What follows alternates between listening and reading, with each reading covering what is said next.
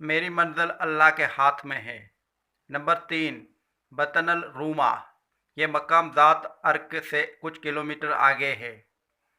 ये मकाम ज़ात अर्क से कुछ किलोमीटर आगे है। यहाँ इमाम ने कैस बिन मशीर के हाथ कोफा वालों को ख़त लिखा।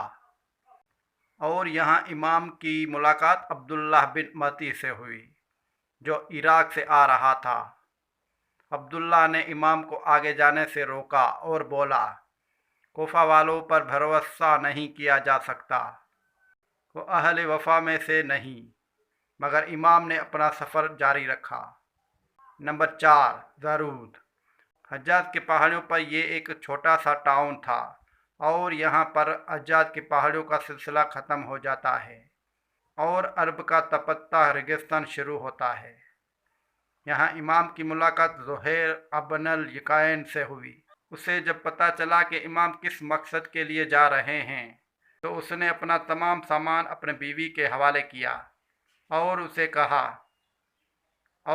कहा कि तुम घर जाओ, मेरी ख्वाहिश है कि मैं इमाम के साथ कत्ल हो जाऊं।